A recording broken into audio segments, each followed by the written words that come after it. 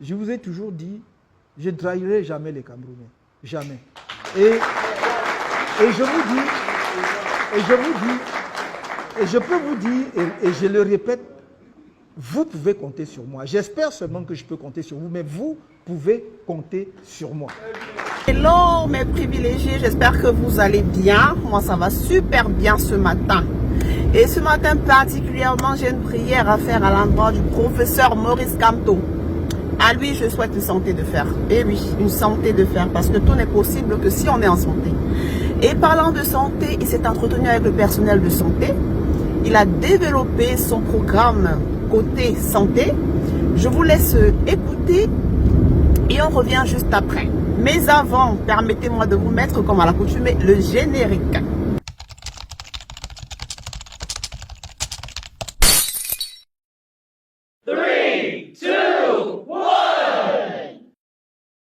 Bienvenue sur cette page. Si vous êtes ici pour la première fois, je vous souhaite à tous et à chacun la bienvenue parce que vous êtes les rois que vous pensez être. Vous êtes les reines que vous pensez être. Bienvenue. Vous savez ce qu'il y a à faire. On like, on commente, on partage. Savourons ensemble le discours du professeur Maurice Kamto face au personnel de la santé. Tout Camerounais qui travaille, quelle que soit son activité, doit pouvoir accéder à la santé, aux soins de santé. Dans aucun système au monde sérieux, les patients n'auront jamais assez de moyens pour payer leurs soins de santé. Ça n'existe pas. Il faut une couverture étatique. Et quand on dit une couverture étatique, les gens croient toujours que c'est l'argent de l'État qui met plein d'argent. Non, c'est que chacun de nous cotise. Et l'effort contributif est fonction de votre activité. Si vous devez mettre 100 francs, vous mettez 100 francs. Si vous devez mettre 500 francs, vous mettez 500 francs. Si vous devez mettre 1 million, vous mettez. Mais chacun doit contribuer. Parce que c'est cette caisse-là qui va permettre ensuite, en balançant, de supporter l'accès aux soins de santé de base pour tous les Camerounais. Pour moi, ça, c'est un élément fondamental de protection. L'assurance maladie universelle. C'est-à-dire que pour que le système de santé marche bien dans un pays, je parle, il y a des médecins ici, il ne faut pas seulement que l'offre médicale soit là, c'est-à-dire qu'on construise de beaux hôpitaux. Mais si on construit un bon hôpital et tu ne peux pas aller à l'hôpital, ça sert à quoi? Or, aller à l'hôpital, ce n'est pas aller dans les locaux, c'est-à-dire qu'on te prodigue des soins de santé. Or, pour qu'on te prodigue des soins de santé, il faut que tu payes. Il faut le billet de session ou consultation, c'était 600 francs. Je ne sais même plus si c'est toujours 600 francs. Après, machin et tout. Non, tout ça là doit être supporté. Et c'est pour ça que nous voulions d'ailleurs même un identifiant unique pour tous les citoyens camerounais. C'est-à-dire, lorsque tu as ton identifiant, ta carte, quand tu vas à l'hôpital, tu présentes seulement ça, on te fait les soins.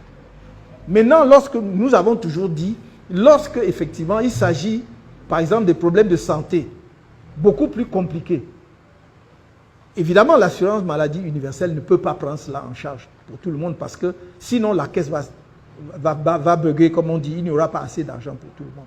C'est pour cela qu'on préconise toujours qu'à côté, si quelqu'un peut, qu'il fasse ce qu'on appelle, oui, qu'il souscrive à une mutuelle, de santé, qui va lui permettre, ce qu'on appelle aussi dans certains pays des complémentaires santé. Tu vas souscrire à une mutuelle qui va te permettre, donc c'est comme une sorte d'assurance, qui va venir à la rescousse pour faire compléter ce que l'État ou la collectivité déjà t'offre comme possibilité de soins. C'est ce que nous devons faire. Et ça touche tout le monde. C'est-à-dire que la maman qui grille son maïs, elle doit savoir que si j'arrive même à dégager 500 francs, il y a 100 francs, que ce soit hebdomadaire ou mensuel, peu importe, les spécialistes vont nous faire les études qu'il faut pour déterminer le montant et la périodicité, doivent faire cette contribution-là. Après, quand je vais à l'hôpital, quelqu'un ne va pas commencer à me raconter, demander est-ce que tu as amené ceci, est-ce que tu as... même pour faire une injection, on te dit qu'il faut aller acheter les seringues. Non, tout ça là, on doit sortir de ça. Donc ça, c'est ce que moi j'appelle la protection sociale dans le domaine de la santé. Maintenant, la protection sociale dans le domaine de... J'ai travaillé, je connais certains jeunes qui sont entrés par exemple dans le secteur des mototaxis. J'ai toujours dit aux jeunes, ça ne peut pas être votre vie. la moto-taxi, ce n'est pas une vie. Tu ne peux pas faire ça toute ta vie. Parce qu'après un temps, tu es fatigué. Tu commences à prendre de l'âge. Toi-même, les secousses là, ça rentre dans ta colonne vertébrale quand tu entres dans un trou avec ça. Donc, à un moment donné, tu dois laisser. Et d'ailleurs, la plupart des jeunes qui y vont, en réalité, en attendant, ils se cherchent. Mais il va commencer. Mais on s'est rendu compte qu'il y en a qui sont dedans depuis 20 ans, 25 ans, 30 ans. Finalement, sa vie est là-dedans. Pourtant, il est même très bien diplômé. Alors, qu'est-ce qu'on fait de quelqu'un comme ça? Il faut donc, lui, il va cesser de conduire la moto-taxi. Et il n'aura plus de revenus du tout. Puisque, comment dirais-je, ses ressources, ses revenus sont totalement dépendantes de sa forme physique. S'il ne peut pas conduire la moto, c'est fini, il n'a rien.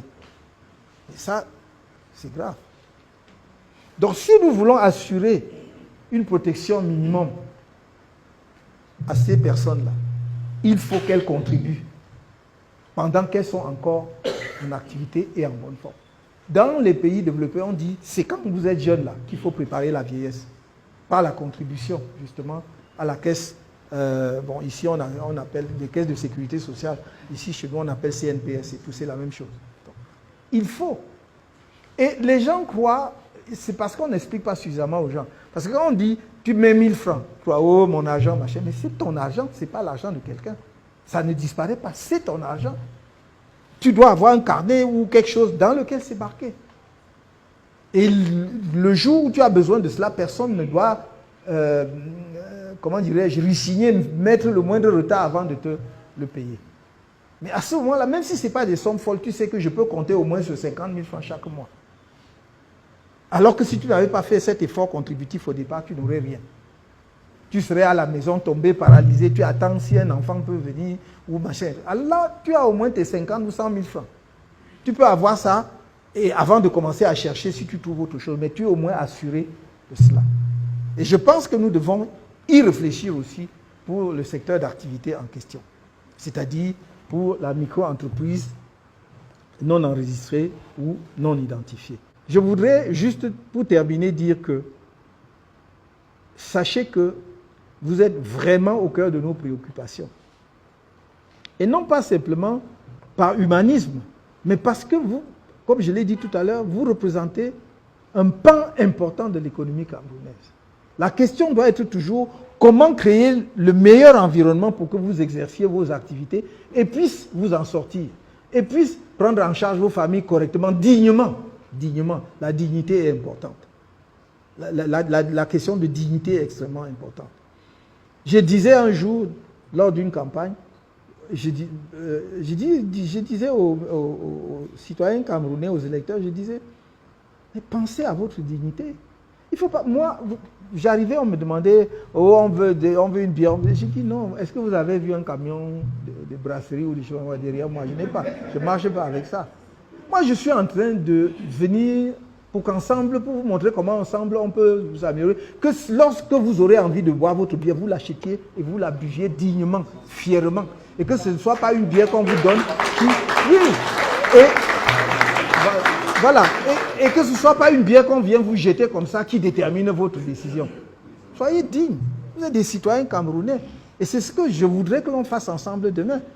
Toutes les idées que j'ai mises sur la table, c'est ça que je voudrais qu'on creuse, qu'on améliore, qu'on affine pour que demain ce soit mis en place. Ce sont des choses qu'on peut mettre en place rapidement. Ça n'a pas besoin d'années. Ça ne prendra pas des années pour mettre en place cela.